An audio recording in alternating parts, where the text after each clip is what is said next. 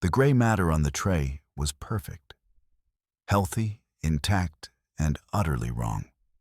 I had 90 minutes before Senator Sterling woke up with a lethal mistake inside his skull. My hands shook as I grabbed a fresh scalpel. But Marcus Reed stepped in front of me, his eyes locked on the pathology report. He knew. I shoved him into the closet and turned the key, my pulse hammering in my throat. Then Sarah's voice cut through the hallway, cold, precise. The FBI was here. The hospital wasn't just covering its back, it was burying mine. And the clock was still ticking. The overhead LEDs hummed, a sterile drone vibrating against the surgical mask covering David's mouth. Under the microscope, the senator's gray matter pulsed with a rhythmic, sickening vitality. David's gloved fingers froze. The biopsy forceps held a translucent sliver of the prefrontal cortex, tissue too pearlescent, too pristine. His stomach dropped into a cold, hollow void. He had missed the lesion by 3 millimeters. The scrub nurse shifted, her gown rustling like dry leaves. "Is the sample ready for pathology, doctor?" she asked. Her voice cracked slightly, a nervous habit she picked up during long shifts. David swallowed the copper taste of adrenaline. He didn't blink. "Not yet, Sarah. Suction here. The margins appear ambiguous." He stepped away from the table, the linoleum sticking to his clogs. At the digital workstation, the cursor blinked, a rhythmic accusation. His pulse thudded in his ears, drowning out the steady beep of the cardiac monitor.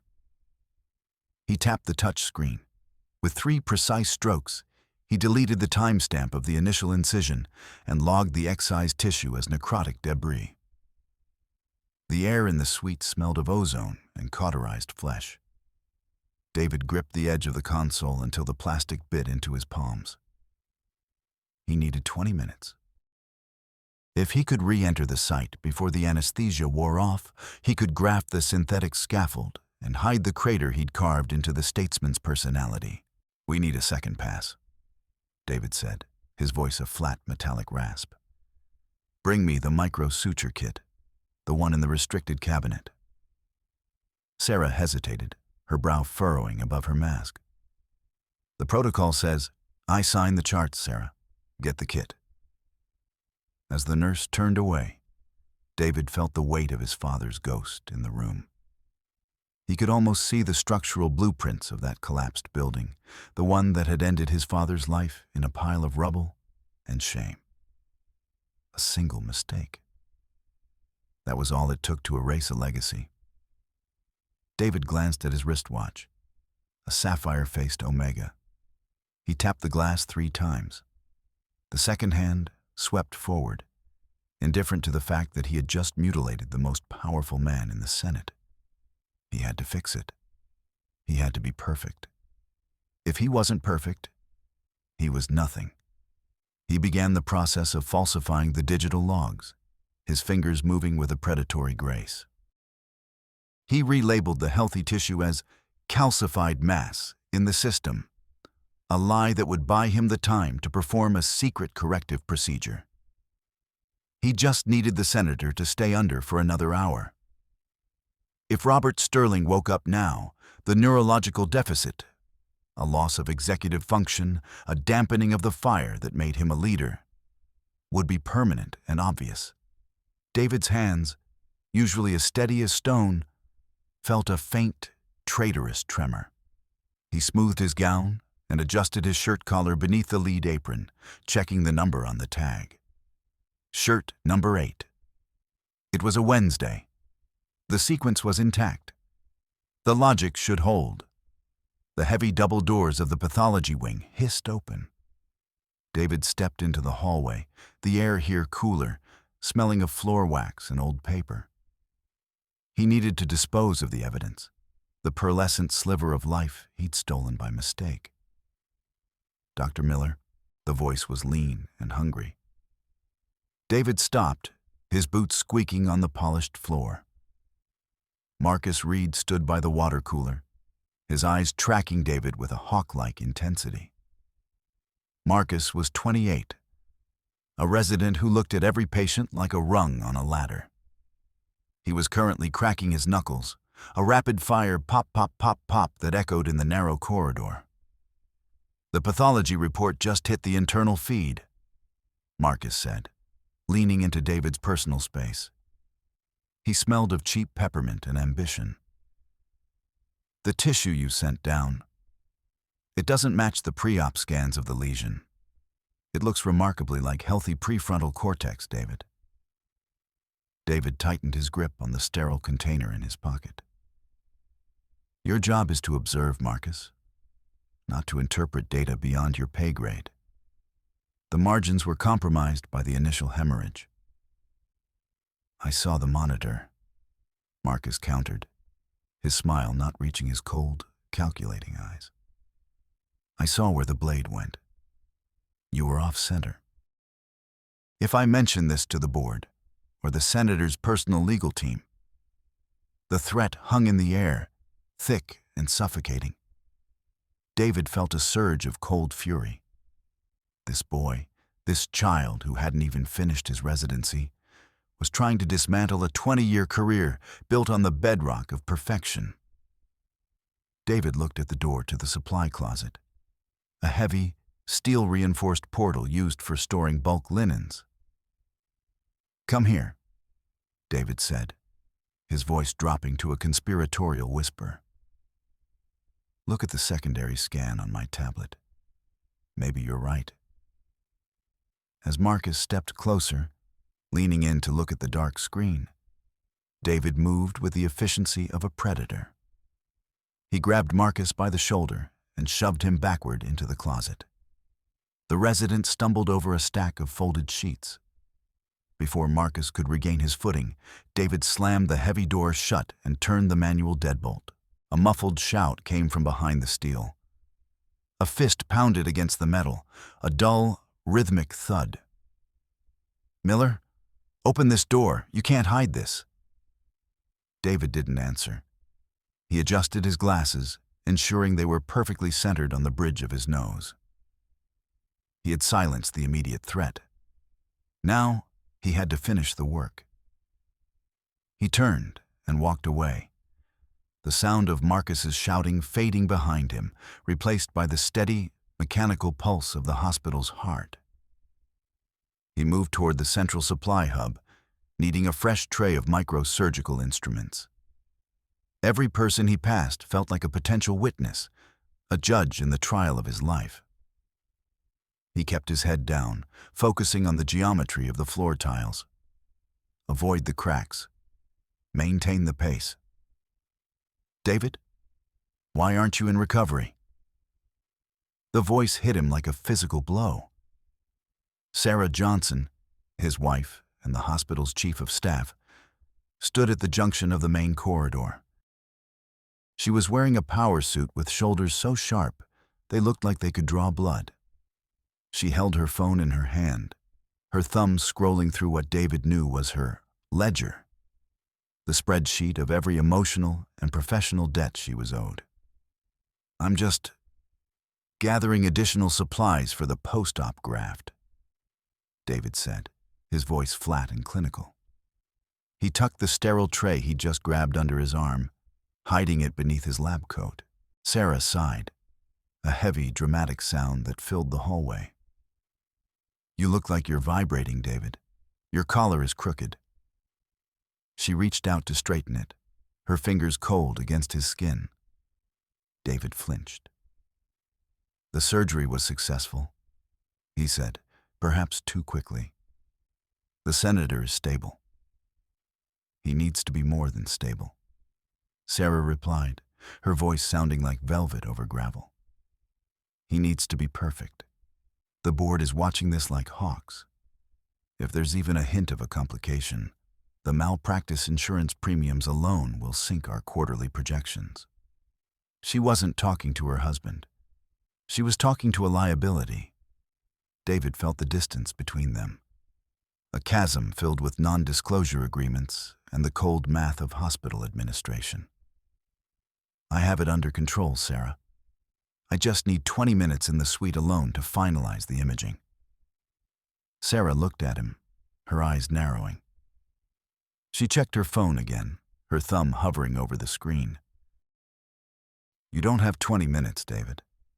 That's why I was looking for you. Subverted beat 1.4. David felt a flicker of hope. If Sarah was here to help him manage the schedule, if she was going to clear the floor for his finalizing, he could still save everything. She was the chief of staff. Her word was law in these halls.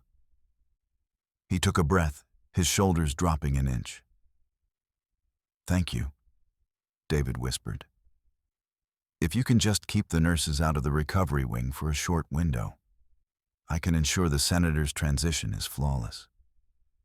I knew I could count on you to see the bigger picture. Sarah didn't smile. She didn't offer the warmth he expected. Instead, she stepped closer, her voice dropping to a whisper that felt like a razor blade. I'm not clearing the floor for you, David. I've already called them. David froze. Called? Who? The FBI, Sarah said. The words hung in the air like a death sentence. And the senator's personal security detail. They're on the elevator right now. They'll be taking over the entire recovery wing. No one goes in or out without federal clearance. David's heart hammered against his ribs. Sarah, what have you done? I told you it was successful. I just need to... I saw the red flag on the pathology server, David. She interrupted, her face a mask of cold, administrative stone. The system flagged an unauthorized deletion of a tissue timestamp. My job isn't to protect your ego, it's to protect this institution. If the senator has a deficit, and we didn't report it immediately to the authorities, the hospital loses its accreditation. I've already filed the preliminary liability report. I've named you as the primary person of interest for a procedural audit. The world tilted. David looked at his wife, the woman who shared his bed and his secrets, and realized she had just handed him to the wolves to save a line on a balance sheet. The smart move, confiding in the one person who had the power to help him, had just triggered a federal takeover. You signaled the FBI? David's voice was a ghost of itself. Before even speaking to me? I'm adding this to the betrayal of trust tab, David, she said, looking down at her phone. You put my hospital at risk. Now, get out of the hallway. The agents don't like people loitering when they secure a zone. She turned and walked away, the click of her heels sounding like a firing squad. David stood alone, the sterile tray beneath his coat, feeling like a lead weight. He wasn't just a surgeon who had made a mistake anymore. He was a man being hunted in his own theater. He retreated toward the back stairwell, his mind a frantic grid of calculations. The FBI would be at the senator's door in minutes. If the senator woke up under their watch and couldn't form a sentence, David would be finished. He needed to get into the system. He needed to move the senator before the secure zone became a cage. He found a computer terminal in a deserted nursing station. His fingers flew across the keys, attempting to forge a digital transfer order. He would move the senator to the private imaging suite in the basement, a place where the FBI wouldn't think to look for another hour. Access denied. The screen flashed a mocking crimson. Credentials revoked. Contact administration. David stared at the screen. Sarah hadn't just called the FBI, she had cut his digital throat. He was locked out of his own hospital. He was a ghost in the machine. He tapped his watch 3 times, then 3 more. The ritual did nothing to stop the cold sweat breaking out on his forehead. He needed to get to his locker. He had a burner phone there, something he kept for private consultations with high-profile patients who didn't want their names on the hospital server. Maybe he could reach one of his allies on the board. He navigated the service corridors, avoiding the main elevators where the blue-jacketed agents would be swarming. He reached the staff locker room, the air smelling of stale coffee and old sweat. He fumbled with his combination, his fingers slick with moisture. The locker door swung open. David gasped. His clothes, the 47 identical white shirts, had been ripped from their hangers. His medical texts were strewn across the floor, their spines cracked. And there, sitting on the bench in the center of the room, was the burner phone. It buzzed, a rhythmic, aggressive vibration against the wood. David picked it up. A single message glowed on the screen. I saw what you did to the tissue. I saw what you did to Marcus. I'm the only one who can help you now. Or the only one who can bury you. Meet me in the basement maintenance tunnel in 10 minutes. The sender was anonymous. David felt a prickle of ice crawl up his spine. He wasn't just dealing with Sarah and the FBI. There was a third player in the dark. He had no choice. He had to go down. The hospital basement was a graveyard of old technology. Rusted iron pipes hissed with steam, and the air was 40 degrees colder than the floors above. David's breath turned into ghosts in front of his face. He moved past rows of filing cabinets with their labels peeled off. Sticky, rectangular scars on the metal. "Who's there?" David called out, his voice echoing off the damp concrete. A shadow moved near the service elevator. It wasn't the blackmailer. It was a security guard. Michael Davis, a man David recognized as Sorry Mike. Michael was a blocky, muscular man who was currently smoothing his uniform with nervous hands. "Dr. Miller?" Michael said, his voice hesitant. "I'm so sorry, sir. Truly. But I have orders. I'm not supposed to let anyone into the sublevels without an escort." "I'm on urgent business for the Chief of Staff, Michael," David said, trying to regain his clinical authority. "Move aside." "I really wish I could, sir. I'm so sorry. But your badge?"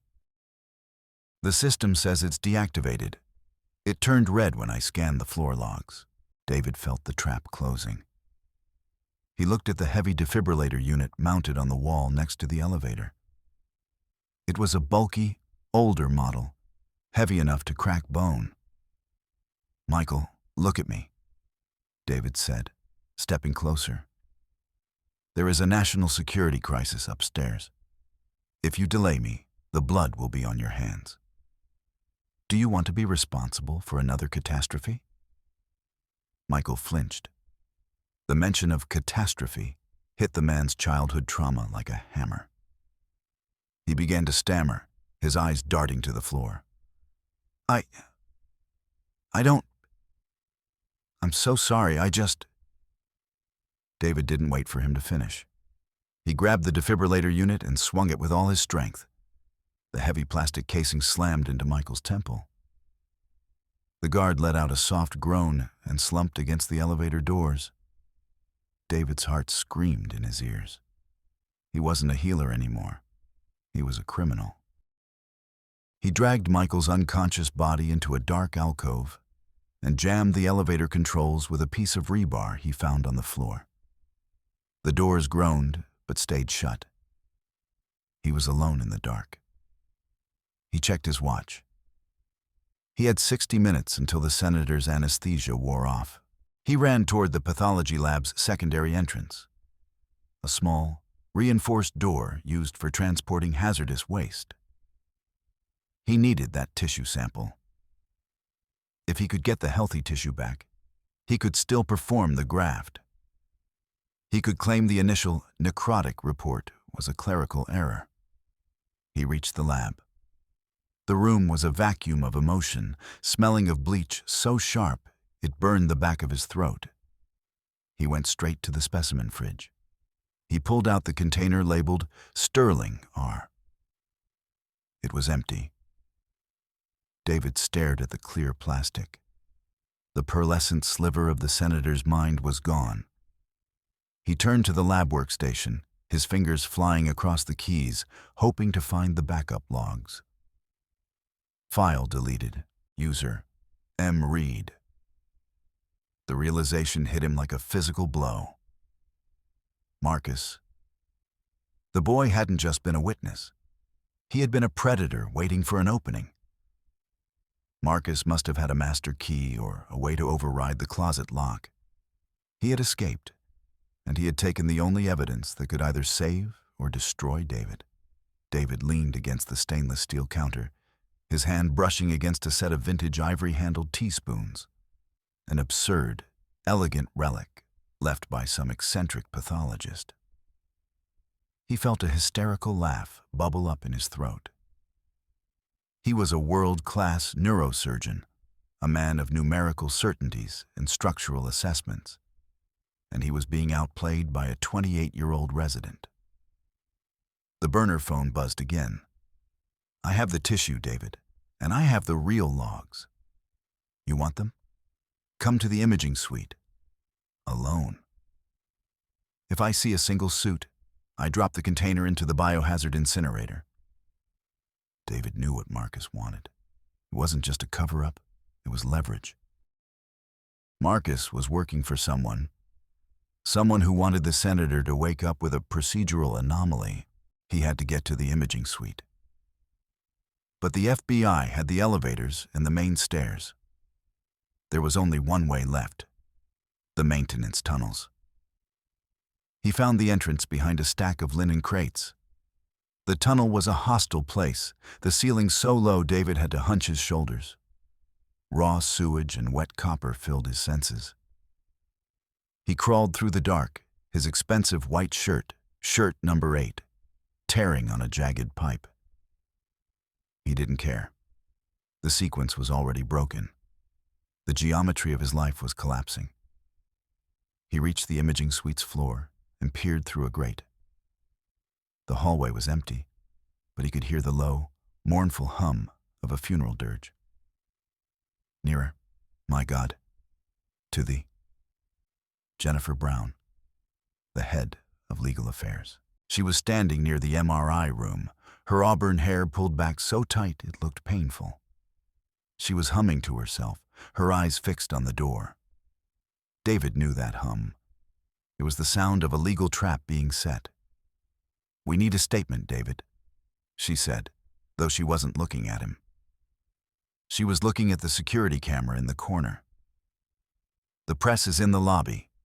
They want to hear about the senator's miraculous recovery. If you don't give them a clean scan, I'll have to give them the audit report instead." David stayed in the shadows of the tunnel. He realized then that Jennifer wasn't just managing the narrative. She was forcing him into a corner where he would have to lie on camera. Once he lied to the public, he was hers forever. He waited until she moved toward the elevators, her humming fading into the distance. He slipped out of the grate and into the imaging suite. The room was dominated by the massive MRI machine, a hungry god of magnets and wires. The air throbbed with a low-frequency drone that made David's teeth ache. "You're late, David." Marcus Reed stepped out from behind the control console. He was holding the specimen container in one hand and a digital tablet in the other. He looked energized, his eyes bright with a predatory fever. "Give it to me, Marcus," David said, his voice a low growl. "You don't know what you're playing with. This is medicine, not politics." "It was never medicine." Marcus laughed, cracking his knuckles. Pop, pop, pop, pop. "It's about who controls the mind of the man who controls the Senate. My employers want the senator to be suggestible. Your little mistake was a gift from God. I just need to make sure you don't fix it." David lunged. He didn't think. He simply acted. He tackled Marcus, and the two men crashed into the MRI console. A tray of surgical tools scattered across the floor, the metal clattering like falling coins. Marcus was younger and stronger, but David was fueled by a desperate, animalistic need to preserve his legacy. They tumbled into the main chamber, the main. David grabbed a heavy lead apron and swung it, the weight of the radiation shield knocking Marcus backward. Marcus scrambled for the specimen container, but David kicked his hand, sending the plastic vial skidding across the floor. "You think you're better than me?" Marcus screamed, his face contorted with rage. "You're just a failure like your father. I saw the reports. I know why you rotate those shirts." David felt a cold, sharp clarity. He didn't care about the shirts anymore. He didn't care about the sequence. He grabbed a heavy glass vial from the counter and smashed it against the MRI's edge, creating a jagged weapon. But before he could strike, the world was filled with a new sound. An alarm. A high-pitched, rhythmic wail that vibrated through the floorboards. "Code Blue, Recovery Wing, Room 402. Code Blue." The senator. David and Marcus froze, both staring at the monitor on the wall. The senator's heart rate was spiking, then plummeting. It wasn't a seizure. It was something else. "What did you do?" David demanded, grabbing Marcus by the collar. I just gave him the standard post-op antibiotic," Marcus stammered, his confidence vanishing. "The one in his chart." "The senator is allergic to penicillin derivatives," David hissed. "It's in his restricted file, the one you didn't have access to." The door to the imaging suite burst open.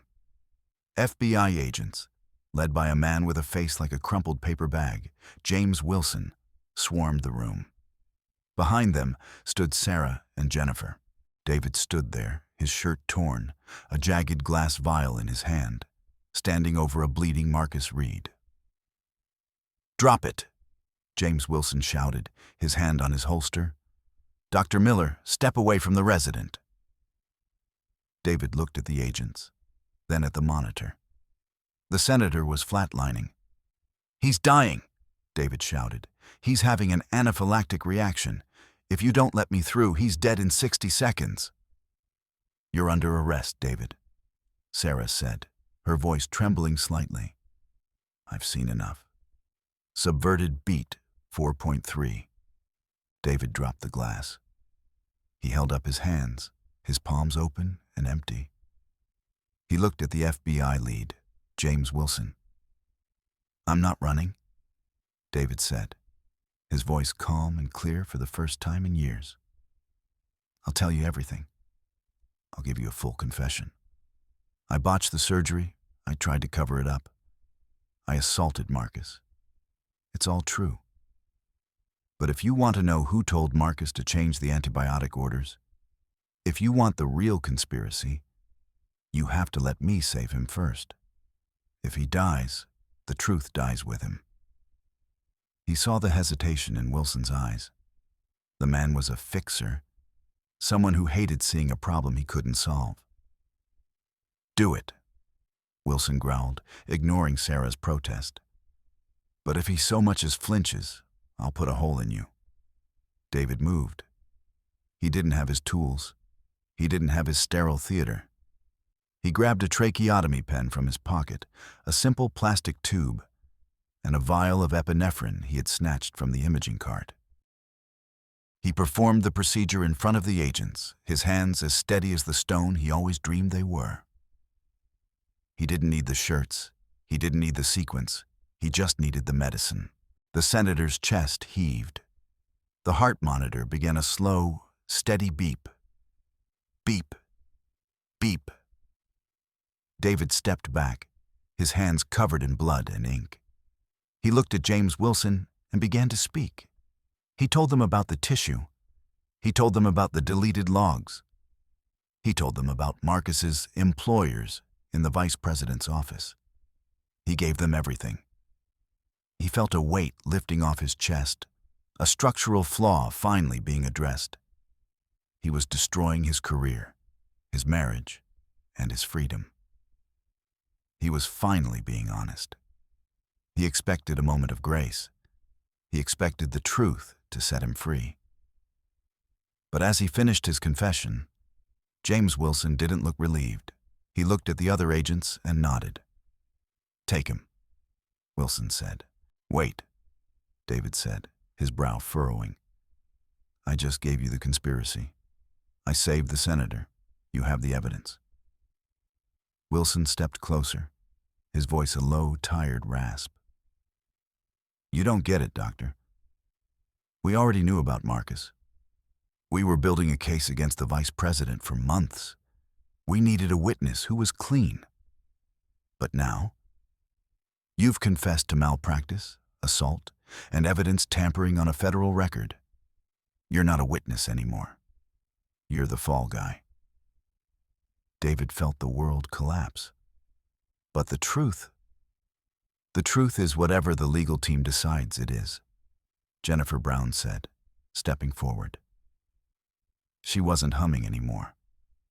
"The senator will recover, but he'll be told that his minor neurological issues were the result of your incompetence. The conspiracy stays buried to protect the office of the presidency. You just gave us the perfect narrative to close the book on everyone." Sarah looked at him, her thumb tapping her phone. "I'm adding this to the total loss tab, David. Goodbye." They let him out in handcuffs. He had done the right thing, and it had cost him everything he had left. He hadn't outsmarted the system. He had simply made it easier for them to crush him. Months later, David Miller sat on a bench in a quiet park in Chicago. The winter air was sharp, smelling of wood smoke and lake water. He wasn't wearing a white dress shirt. He was wearing a faded flannel jacket he'd bought at a thrift store. He looked at his wrist. He wasn't wearing the Omega. He didn't need to know the time to the second anymore. Across the street, a newsstand displayed a headline. "Senator Sterling makes full recovery, announces landmark bill." David watched a group of children playing on the nearby swings. He didn't feel like a god. He didn't feel like a failure. He just felt the cold wind on his face and the solid earth beneath his feet. He had lost his license, his wife, and his reputation. But as he watched the children laugh, he realized his hands were perfectly still. No tremors, no rituals. He was just a man. And for the first time in his life, that was enough.